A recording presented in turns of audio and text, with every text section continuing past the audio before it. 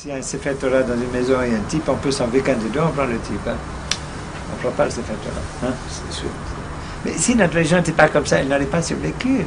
Elle est en pleine santé actuellement, elle est en pleine recrudescence, c'est pas du tout une religion desséchée. Elle est... n'est-ce pas, dans la Torah, par exemple, les rabbinim de la Torah, ils disent qu'est-ce qui grandit l'homme? Qu'est-ce qui grandit l'homme à coup sûr? Et ils sont tous d'accord sur ça. Ils disent c'est les épreuves. C'est les épreuves qui grandissent. Et je le sais, ça grandit l'homme, les épreuves. Hein. Où il meurt, où il grandit. Hein. Et qu'est-ce que répond le Talmud? Il dit au bon Dieu, ni tes épreuves, ni tes agrandissements. Vous comprenez? C'est tellement humain. Dans aucune région, vous trouvez ça. On cherche le martyr. Pas du tout chez nous. Pas du tout. Pas du tout. Pas du tout. Les hommes ont besoin de Dieu et Dieu, il a besoin des hommes. Et on doit être en bonne santé pour que Dieu, qu'on puisse le servir. Parce que quand on est malade, on devient égoïste. Alors quand est-ce que vous avez rencontré la Torah, une approche? Bon, alors j'ai toujours su qu'il y avait un bon Dieu. Et alors, une fois, je ne sais pas si on doit dire des choses pareilles, j'ai été un jeune homme qui faisait des péchés toute la journée. Toute la journée. Je ne faisais jamais des mitzvot et toujours des péchés. C'est bien parce qu'après, au moment de la tchouva, vous connaissez le principe. Toutes les non-mitzvot deviennent automatiquement des mitzvot. C'est comme là. Si on se conduit comme il faut. Oui, dès le passage à la tchouva, tout ce qu'on a fait qui n'était pas conforme devient des mitzvot. Surtout qu'il y a quelquefois des péchés qu'il faut que vous fassiez des mitzvot. Par exemple, le type il a fait un très grand péché et il a décidé après toute sa vie de devenir pur à cause de ça. Alors ce péché deviendra une mitzvah parce qu'il l'a poussé à faire des milliers de mitzvot. Un seul péché, vous comprenez? Mais l'autre aspect des choses quand même, c'est que quand vous faites, disons, un péché et que vous avez le plaisir de ce péché et qu'après vous vous en empêchez parce que vous voulez respecter la Torah, il y a encore plus de force à trouver pour faire cette mitzvah, pour contrer cette envie et cette attirance. Celui qui n'a jamais connu quelque chose de non cachère, pour lui c'est plus facile que quelqu'un qui a mangé des ronds. Et même on devrait arriver à ce que le plaisir qu'on a pris dans ce péché arrive à vous dégoûter complètement.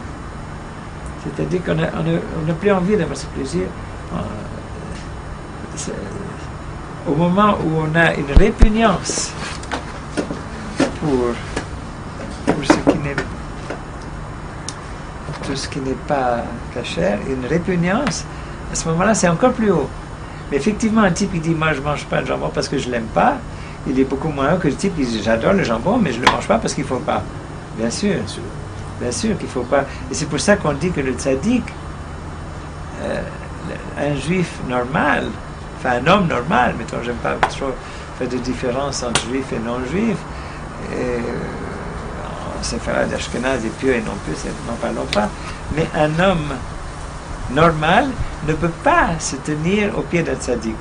Il ne lui arrive pas à la cheville. N'est-ce pas? On dit que le tzaddik n'arrive pas au pied du Baal Tshuva, du repentant. N'est-ce pas? Il est beaucoup plus haut que lui. Pourquoi? Mais parce que le tzaddik, il y a beaucoup de raisons, mais enfin, il y en a une. Le tzaddik, on ne sait pas si vous le mettez dans le péché, s'il arrivera à en sortir. Et le repentant, il a pu en sortir.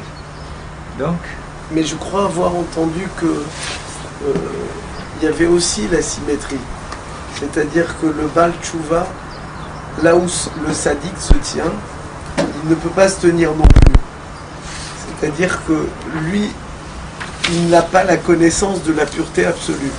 C'est-à-dire à la limite, ce sont deux places différentes et qui sont deux places magnifiques, l'une et l'autre. C'est-à-dire qu'il n'y a pas un plus haut qu'un autre, mais au fond, deux richesses juives extraordinaires. À ma faible connaissance, il y en a un qui est plus haut que l'autre. Le tzaddik est plus haut que l'homme normal. Et le Baal Tshuva, dans un sens, il est plus haut que le tzaddik. Dans un sens, il est plus près de Dieu que le tzaddik. Parce que chaque homme, justement parce qu'il a viré sa cutie, il n'attrapera plus cette maladie. On ne sait pas si le tzaddik ne l'attrapera pas. Et d'autre part, même le tzaddik Gamour, on dit, il n'arrive pas au pied du Baal Tshuva dans ce domaine-là. Parce que, mettons, on est attaché à Dieu par une corde. C'est écrit Jacob est la corde de son héritage. Vous connaissez ce passage. C'est-à-dire, on est attaché à Dieu par une corde qui est, ou une ficelle, enfin, qui est formée de fils, de 613 fils différents. Et chaque fil, c'est une mitzvah, négative ou positive. Alors quand on viole une mitzvah négative ou qu'on a l'occasion de faire une mitzvah positive et qu'on ne la fait pas, il y a un fil qui casse. C'est pas grave, la corde elle tient bon. Hein? Maintenant, si on en viole beaucoup, n'est-ce pas, la pression sur les autres cordes, s'il reste que 3 fils, la pression est tellement forte que tout casse. Et c'est ça ce qu'on appelle Hayaf Karet. Ça veut dire couper. On est coupé du bon Dieu, on est libre. On fait ce qu'on veut. Et lui, il laisse toujours pendre son morceau de ficelle, sa corde. Si on veut revenir à lui, on prend notre corde et on l'attache à la sienne. Et à ce moment-là, la corde est extrêmement solide. Là, on a fait un nœud. C'est pas là que ça va pas casser de nouveau. Ça cassera pas. En plus, elle est plus courte parce qu'une corde avec un nœud est plus courte qu'une corde qui n'a pas de nœud. Alors, la corde du tzaddik, elle n'a pas de nœud. Donc, dans ce domaine-là, on est plus haut que lui. Je pense que c'est ça que veut dire la phrase qu'il n'arrive pas à la cheville du Baal Tshuva. Maintenant, bien sûr que dans d'autres domaines, il est plus haut, bien sûr. Mais là, c'est-à-dire que le Baal Tshuva dégage par ses abstentions et par sa volonté de faire, il dégage une lumière plus forte que ne dégage le tzaddik.